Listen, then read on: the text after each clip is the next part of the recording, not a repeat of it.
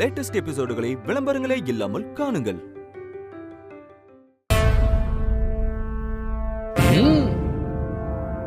என்னங்கய்யா இது? Divorce notice. விவாகரத்து பத்திரம்.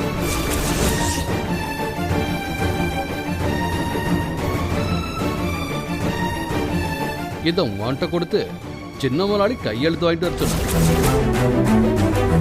கையெழுத்து போட்டுறியா? எடுத்துட்டு போயிரு.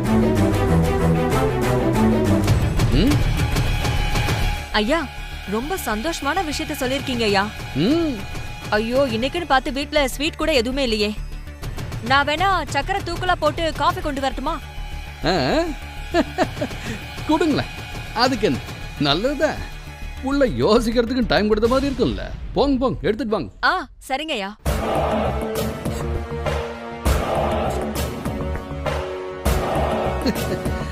எதுவும் பேசாம அப்படியே வரைஞ்சு போய் நிக்கிற. சின்ன முதலாளி இப்படி ஒரு முடிவெடுப்பார்னு நீ எதிர்பார்க்கல? எதிர்பார்க்கலதான். இது உண்மையா இருக்குன்னு எனக்கு தோணல. இது ஜீவாவோட முடிவுதானான்னு கூட எனக்கு சந்தேகமா தான் இருக்கு. ஐயா, காஃபி. நன்றிமா.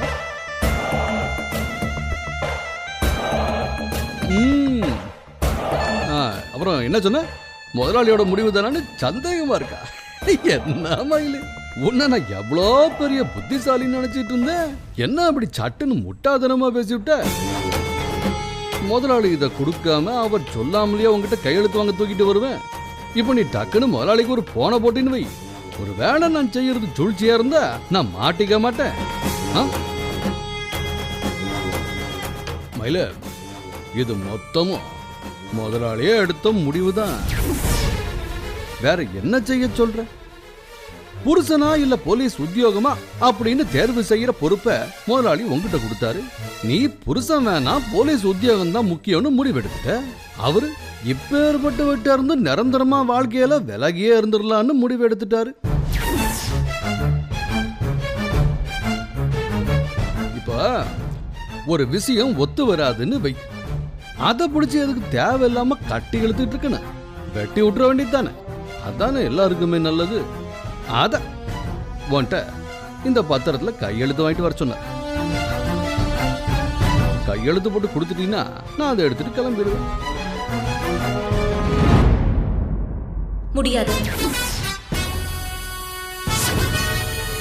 மயில, நீ ஐபிஎஸ் படிச்சு பெருசா சாதிக்கணுங்கிற கனவோட இருக்க. உனக்கு இந்த கண்ணாலும் குடும்பம் குழந்தை குட்டி சரியா வராது. அதெல்லாம் இந்த சராசரி பொண்ணுங்க வாழ்ற வாழ்க்கை. நீ சாதிக்க பிறந்தவ. அதனால பேசாம நீ ஐபிஎஸ் படிப்பை முடிச்சு போட்டு உன் சாதன பயணத்தை தொடர்ந்துகிட்டே இரு.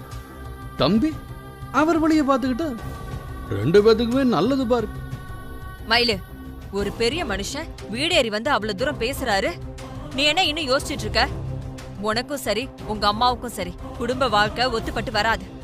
உங்க அம்மா புருஷனை கொஞ்ச நாளே தொலைச்சிட்டு வாழா வெட்டி ஆயிட்டா. நீ கல்யாணம் ஆன கொஞ்ச நாளே புருஷனை தொலைச்சிட்டு நீ வாழா வெட்டி ஆயிட்ட. உங்க ரெண்டு பேருக்கும் ராசியில பிரச்சனை இல்லடி, புத்தியில தாண்டி பிரச்சனையே இருக்கு.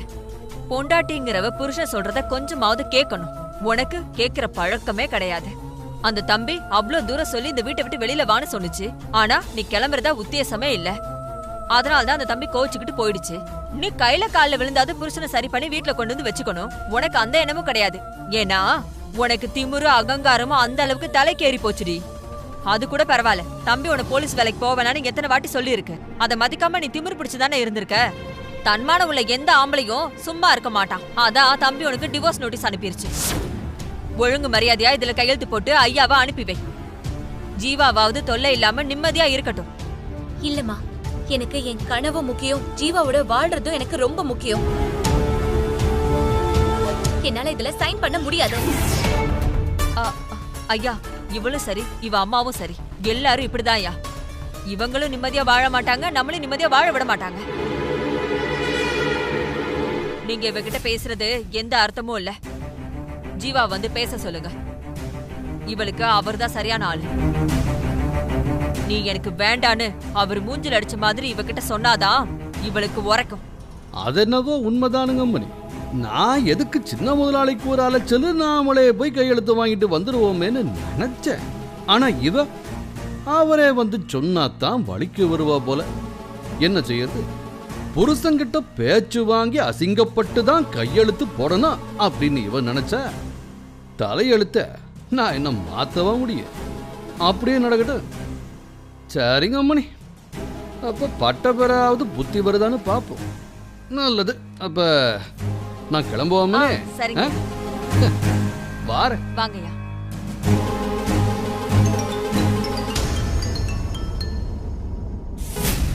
ஹலோ. சரிங்க, நான் அங்கே தானுங்க வரேன். இந்த வந்துடுறேன். உங்களுக்கு இங்க என்ன வேலை? என் வீட்டுக்கு எதுக்கு வந்தீங்க? இன்சு, என்னையும் உன்னை விட நிறைய படிச்சவன் அவ உள்ளார இருக்கால, அவட்ட போய் விசாரி. விளாவாரியா விளக்கி சொல்லுவேன். ஏய், முதல்ல என் புள்ளியோட வாழ்க்கையில விளையாடின, இப்போ உன் அக்காவை வச்சு என் தம்பி வாழ்க்கையில விளையாடிட்ட. அந்த பாவம் உன்னை எப்படி திருப்பி அடிச்சிருக்குன்னு பாத்தியாடி? யாரும் இதுக்கு மேல உன்னை காப்பாத்தவே முடியாது. இதெல்லாம் வெறும் ஆரம்பம் மட்டும்தான். இதுக்கும் மேல நீ அனுபவிப்ப. எப்படியாவது நான் உன்னை அனுபவிக்க வைப்பேன்டி. என் வயித்தெரிச்சல் ஒன்ன சும்மாவே விடாது. நீ எப்படி வாழ்ந்துறன்னு நான் பாக்குறேன்.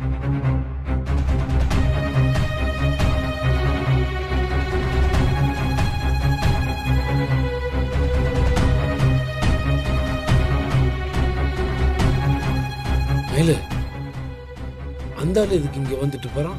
என்ன வேணுமா அவனுக்கு? டிவோர்ஸ் பேப்பர்ல சைன் வேணுமா சார்?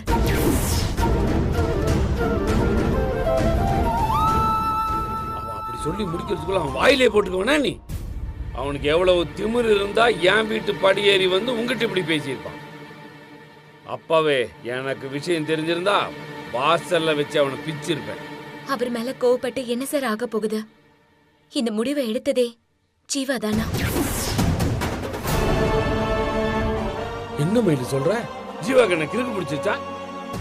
இப்ப என்ன நடந்துச்சுன்னு அவன் இந்த முடிவு எடுக்கிறான்? ஏதோ ஒரு கோவத்துல தான் விலகி போயிட்டான்னு பார்த்தா அவன் நிரந்தரமாவே விலகணும்னு நினைக்கிறானா? இவர் பேசிட்டு போறதெல்லாம் பார்த்தா அப்படிதான் தோணுது சார். இல்ல மயிலு, ஜீவா முழு மனசோட இதை சொல்லியிருக்கவே மாட்டான்.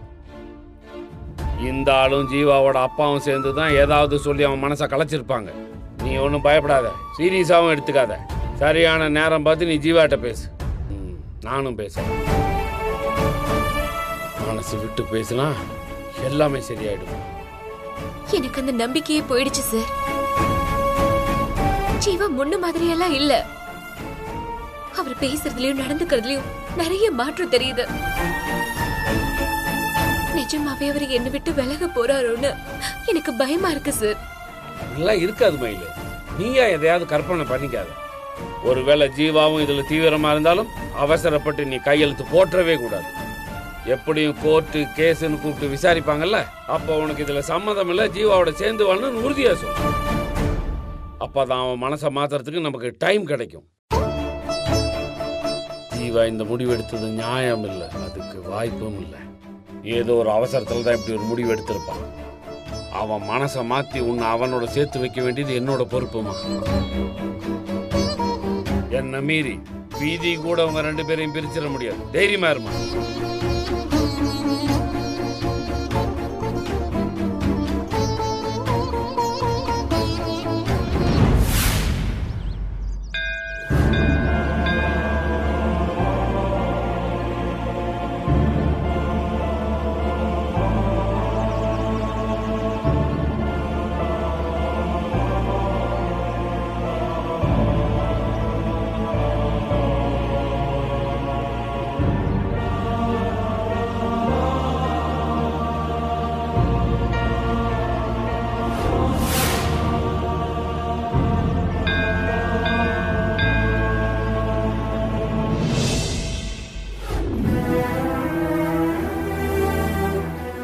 மயில் விஷயத்துல மனசு ஒரு மாதிரி சஞ்சலமாவே இருக்கு.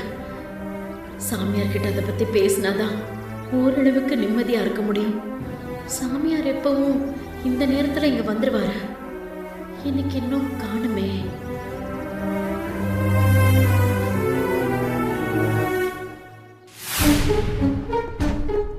கஸ்தூரி, கஸ்தூரி, என்னங்க? டிஃபன் ரெடியா? ரெடிங்க. நீங்க உட்காருங்க, ஒரு 5 நிமிஷத்துல கொண்டு வரேன். நான் அவசரம் இல்ல, பொறுமையாவே எடுத்துட்டு வா.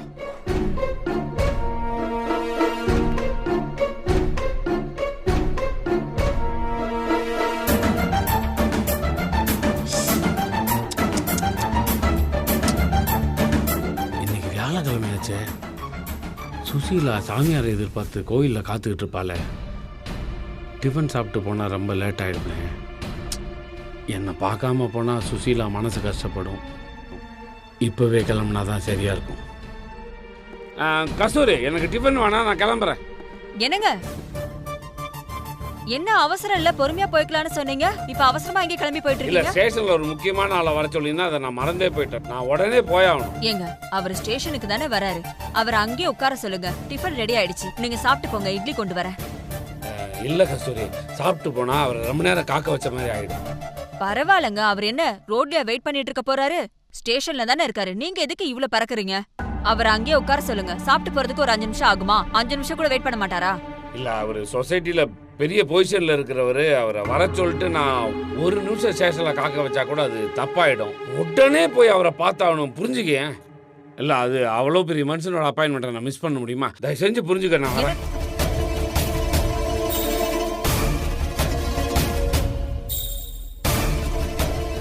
ஏன் இவரு சாப்பிடாம எதுக்கு இவ்ளோ அவசரமா ஓடுறாரு? இவரு சொல்ற காரணம் நம்புற மாதிரியே இல்லையே. நேத்து இவருக்கு பிறந்த நாள், கரெக்டா அவர் பொண்ணு கிரீட்டிங் கார்டு வேற கொடுத்திருக்கா. என்னைக்கும் இல்லாத பரபரப்போட இந்த மனுஷன் இப்படி அடிச்சு பிடிச்சு ஓடுறாரு. ஒருவேளை அந்த பொண்ணை பார்க்கதா இருக்குமோ? கரெக்ட், அதுதான் விஷயம். இல்லனா வேற யாருக்காகவும் இவர் இப்படி ஓட வேண்டிய அவசியமே இல்லை. நான் பார்த்ததும் இல்லை. இவரை ஃபாலோ பண்ணி போனோம்னா கண்டிப்பா அவர் யார பாக்குறாரு, இல்ல அந்த பொண்ணை தான் பாக்குறாரான்னு நான் கண்டுபிடிச்சிடுறேன். அவரை ஃபாலோ பண்ணி போறேன்.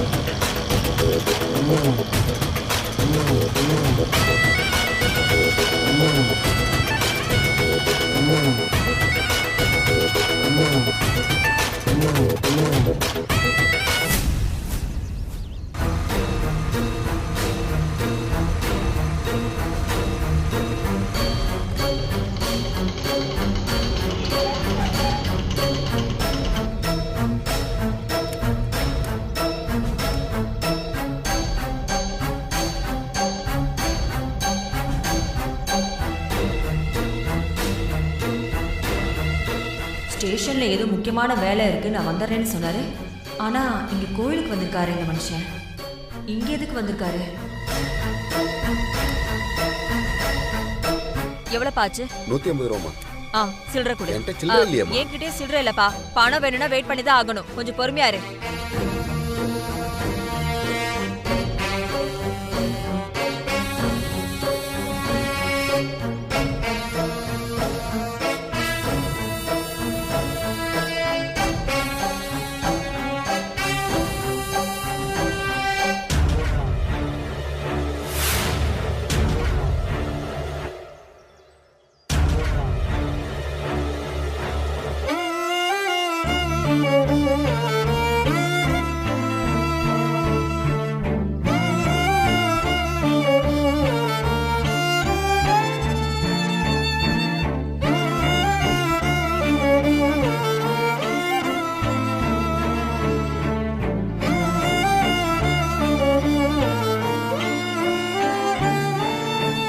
வணக்கம் சாமி.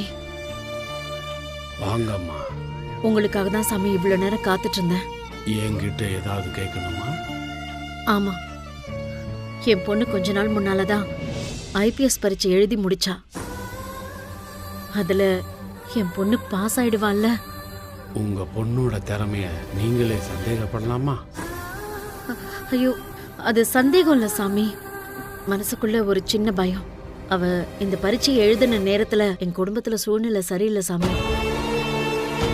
அவ புருஷன் அவ கூட சண்டை போட்டுக்கிட்டு அவளை விட்டு விலகி போயிட்டாரு.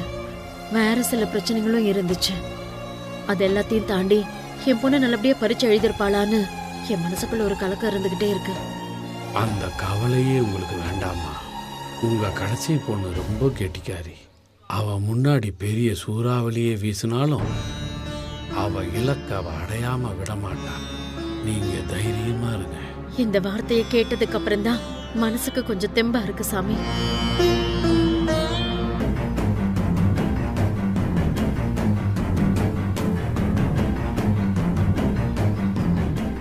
கோவிலுக்குள்ளதான் வந்தாரு. எங்க போனாரு இந்த மனுஷன்?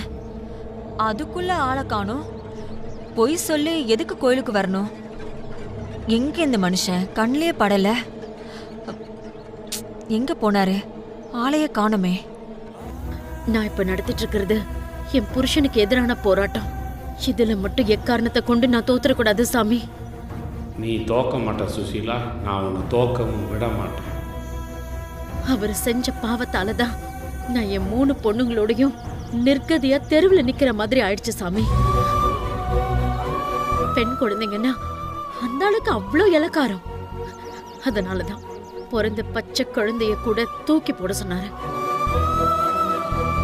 அந்த ஆள் முன்னாடி வாழ்ந்து காட்டணுங்கிற வைராகியத்தோட தான் என் 3 பொண்ணுங்களையும் தூக்கிட்டு தனியா வந்தேன்.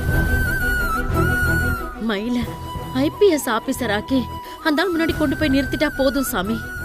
பொம்பளை பிள்ளைங்க நான் பாரம்ல, அந்த கடவுள் கொடுத்த வரம்னு அவரு புரிஞ்சுப்பாரு. அது நடக்க போற நாளுக்காக மட்டும்தான் சாமி நான் இன்னும் காத்துக்கிட்டு இருக்கேன். மனசுல ஒரு வைராகியத்தை வச்சுக்கிட்டு அதுக்காக இத்தனை காலமா போராடுறீங்க. நீங்க பட்ட கஷ்டத்துக்கு பலன் இல்லாம போகாதுமா.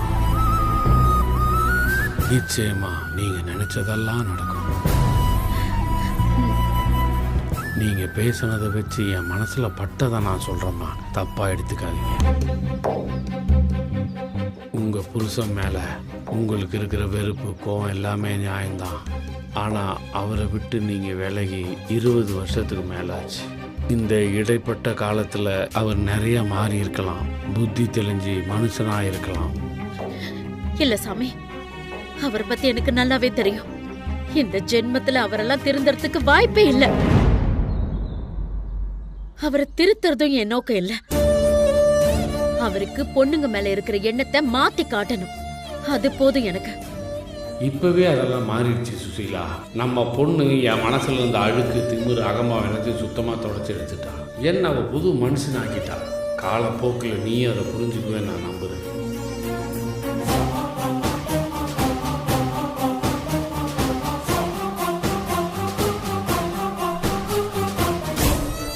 இந்த சாமியார் தானே கல்யாணத்தன்னைக்கு வந்திருந்தாரு. இவ அடிக்கடி இவரை வந்து பாத்துட்டு போவா போல இருக்கே. ஒருவேளை அவரும் இவரை பார்க்க தான் வந்திருப்பாரா? அப்படின்னா அவரை எங்கேயுமே காணுமே. சரிங்க சாமி, நான் கிளம்புறேன். உங்களை பார்த்து பேசினாலே மனசுக்கு ஒரு தெம்பும் தைரியமும் வந்துருது. நல்லதுமா, போயிட்டு வாங்க.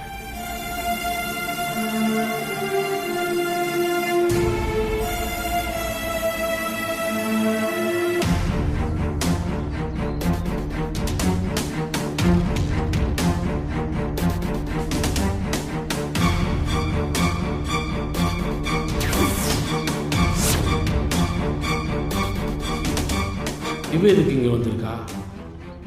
யாரை தேடி இங்க வந்திருப்பா? ஒருவேளை என்ன தேடி தான் வந்திருப்பாளோ?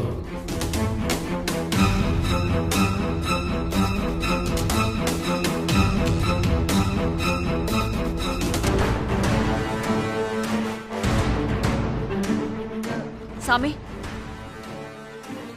நீங்க அன்னைக்கு என் தம்பி கல்யாணத்துக்கு வந்திருந்தீங்கல்ல? நான் முன்னையே உங்களை பார்த்துட்டேன். உங்ககிட்ட பேச்சு கொடுக்க வேண்டாம்னு நினச்சேன். நீங்களே கூப்பிட்டு பேசுனதுனால சொல்கிறேன். அன்னைக்கு கோவிலில் நீங்கள் நடந்துக்கிட்ட விதம் நியாயமே இல்லை. உங்க தப்பான புத்தி தப்பான முடிவுக்கு தான் கொண்டு போகும். இனிமேலாவது நல்ல புத்தியோட வாழ பாருங்க.